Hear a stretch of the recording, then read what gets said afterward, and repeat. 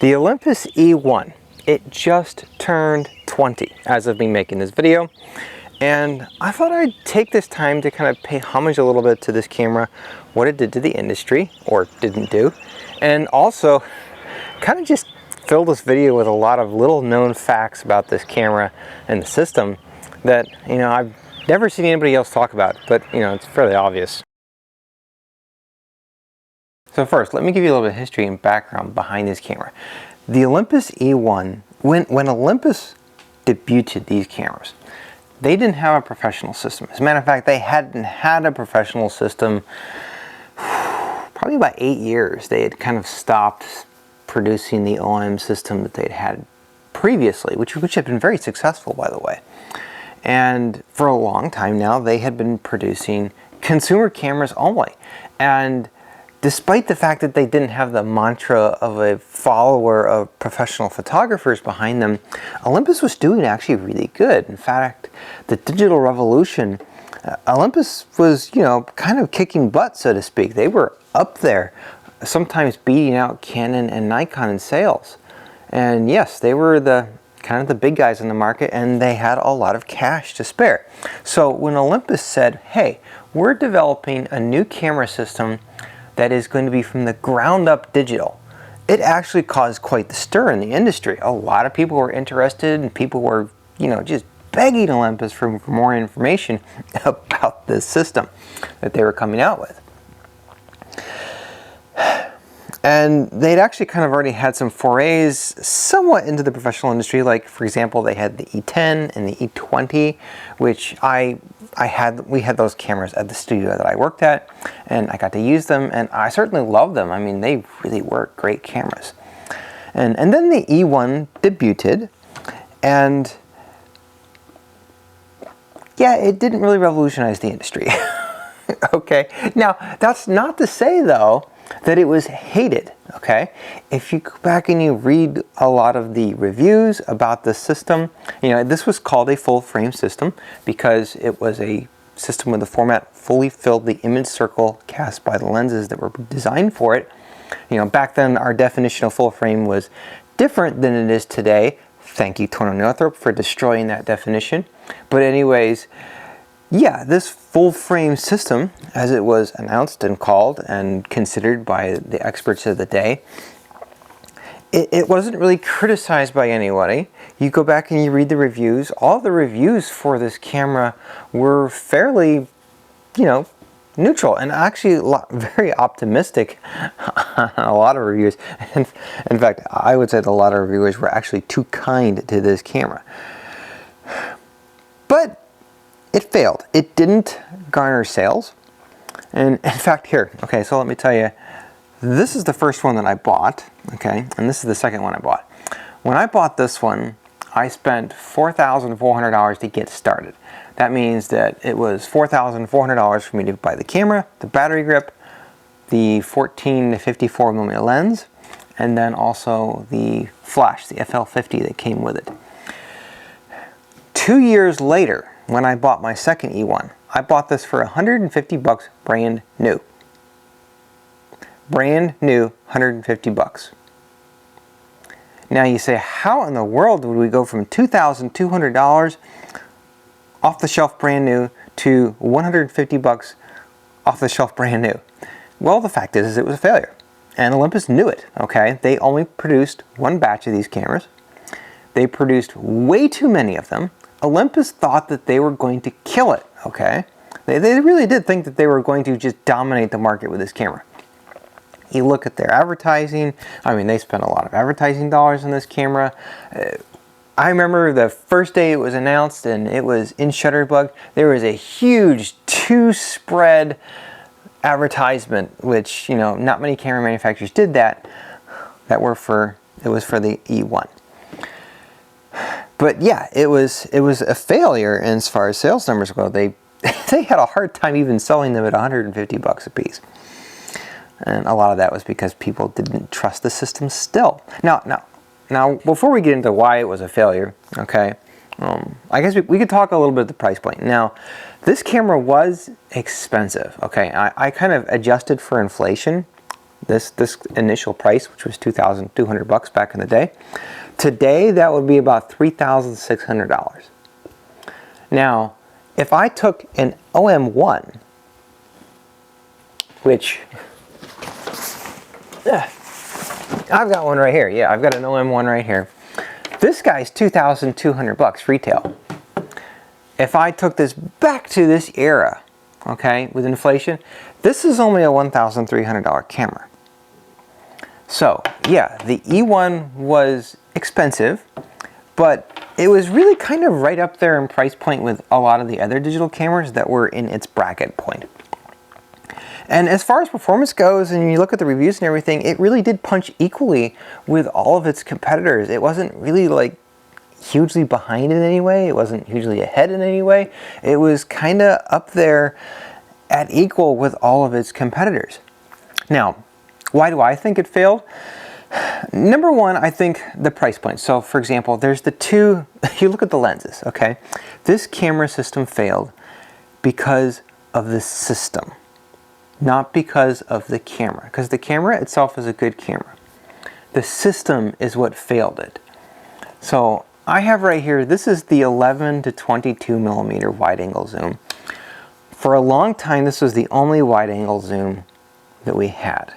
And let's talk a little bit about the bayonet. So if you look at the flange distance of this camera from the sensor to the bayonet mount, it's abnormally long. As a matter of fact, it's longer than it needs to be. I think the engineers that designed the 4/3 systems made a huge mistake in making that flange distance far too deep. They made it with the intention that there was going to be room for other features and so forth that they expected would be a necessity in the future, because that's actually something that had happened to a lot of other camera systems in the past. In the past, camera companies had made the flange distance too shallow in their film cameras, and then when everybody went to autofocus, that required a little bit more room in there, and that got a lot of camera manufacturers in trouble. And so the engineers were kind of looking at that and say, okay, let's build in extra room. Well, they built in too much room. And what that meant is that designing a wide angle lens for this system was very difficult and expensive, and it made the lenses very big. So you look at the wide angle zooms, or even here, I've got here, this is the 8mm f3.5 fisheye lens. It's huge. It's heavy. The optics are horrible. Now, I remember when I bought this lens, I thought to myself, I'm so going to regret buying this lens. But it turns out I actually really enjoyed using this lens, and it paid for itself. This is the new MFT lens, the mirrorless 4/3 system lens. It's f1.8. It's half the size. It's lighter, and it's way faster, and the optics are so much better in this lens. Why? It's because the flange distance for the 4/3 lenses was so long that it demanded a huge amount on opticians to design lenses for it, because you know they had to keep the lens directing light at the sensor at a more straight on type, less acute angle, let's put it that way. And with the mirrorless 4/3 mount, well, it was already closer to the actual bayonet and the sensor, and so it just makes these wide angle lenses a lot easier on the newer cameras. So, and that kind of segues me into, okay, the flange distance was a mistake. And the second mistake was the fact that when they introduced the system, there wasn't a wide angle lens at all. Okay?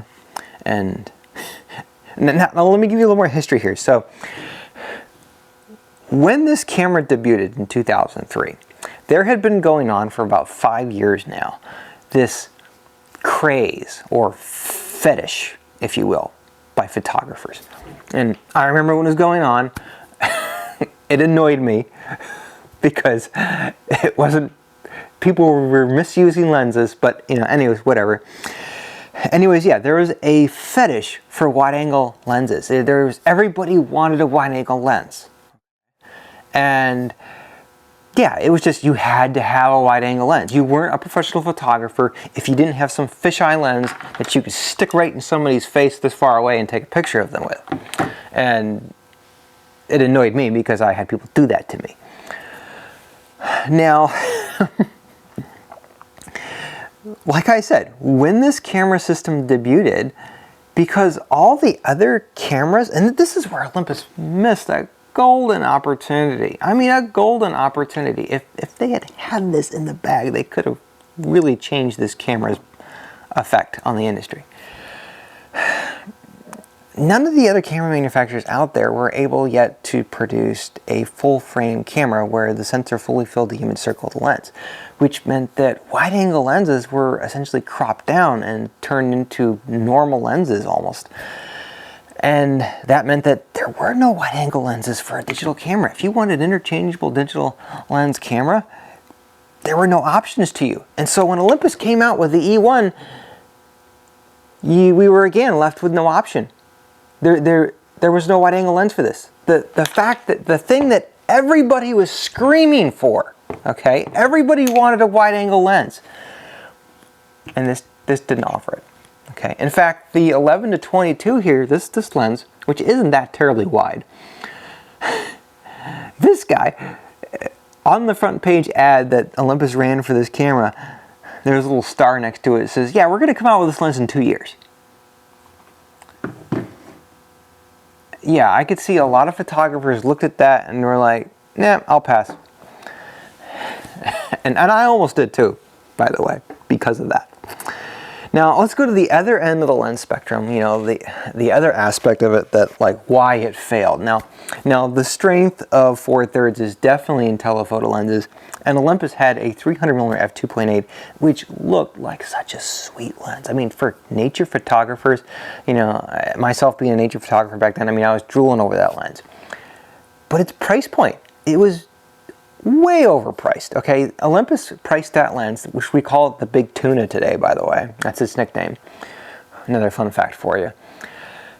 It was $7,000. $7,000.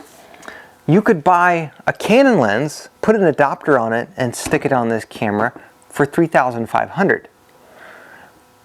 Nobody was going to spend twice as much money for an Olympus lens when you could buy one from another very reputable company, either Canon or Nikon, for basically half as much. So yeah, the Big Tuna, which I think, again, Olympus was kind of expecting that lens to drive their sales in wildlife photography, it failed. And you know, it kind of surprises me that they didn't see that one coming, because who wouldn't? You know, the Canon and Nikon lenses had built-in image stabilization. The Olympus lens did not. And although those lenses were extremely good optically, the 300 f2.8, I really want to get one someday. Maybe I will soon. They were made one at a time by hand because so few of them were sold.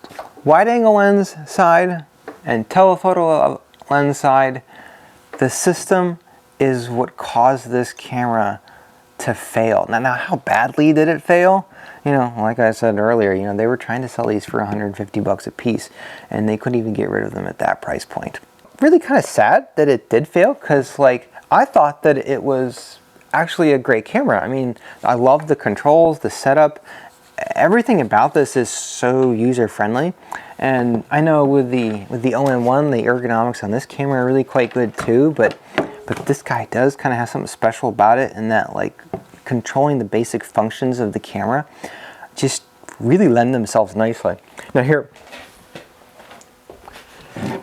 let's look at this. This is the E3, and you know, for a camera company that was trying to go more compact, you know, these cameras just were not compact. That was kind of one of the other failings of this camera, is that they weren't smaller. Okay, you know, you look at the All-in-One, it was way smaller than one of these was. This is the E3, and you can kind of tell that Olympus obviously fired the entire design team that did the E1, because when they came out with the E3, everything about this camera is different. There is nothing about this camera that is the same as the E1. All the design philosophy behind it is completely different. There is now a built-in flash. The dial system, so the E1 functioned on, you know, dials essentially to basically control a lot of the functions of the camera. This guy, there are no dials on it whatsoever except for shutter control and aperture control, and that is it.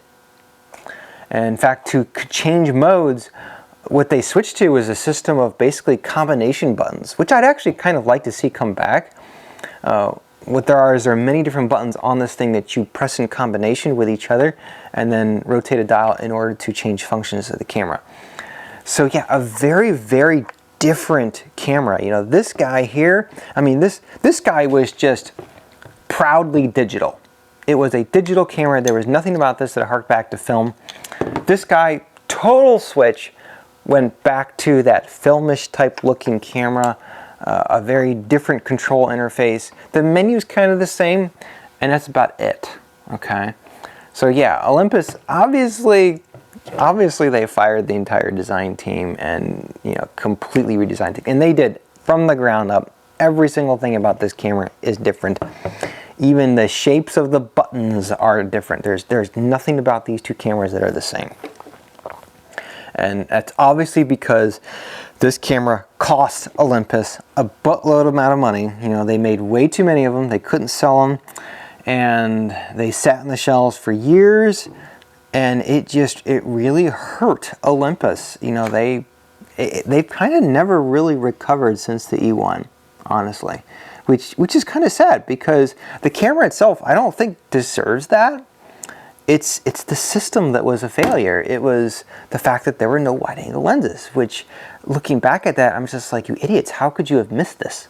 And then, of course, on the telephoto lens side of things, you know, they priced themselves out of the market. I mean, didn't you even look at your competition, you know, when they were making these cameras? I don't get it. But yeah, so I obviously feel a little bit frustrated by the fact that this camera was a failure. I know I actually had other photographers laugh at me for buying the E1 because, you know, they looked at the system and said that, you know, it wasn't going to go anywhere. And here's one other thing, you know, so some of you may think, okay, there's another psychological aspect of this. 4/3 is a more squarish format, right? And the included lens is a 14mm wide at its widest point. Now, in theory, that's 28mm. Really, though, it feels like 30mm. And I'll tell you why. And that's because when we look at a picture, how wide it is, okay? We look at the right-hand side, and the left-hand side. We don't look at the corners. And the engineers were probably looking at the corners of the system and saying, oh, 14 is wide enough, right? No, like even this 11mm here, you know, it's a 22mm and 35mm terms, but when you look at the pictures, it doesn't feel like a 22mm lens. It feels like a 24mm lens. Really, it does. And that is because psychologically, the average person, we look at the edges of the frame, you know, the right hand and the left hand side, not the corners, all right? So yeah, one of the other kind of little criticisms that I had, one of the things that they didn't quite think about when they were developing this system and the lenses for it at its initial launch.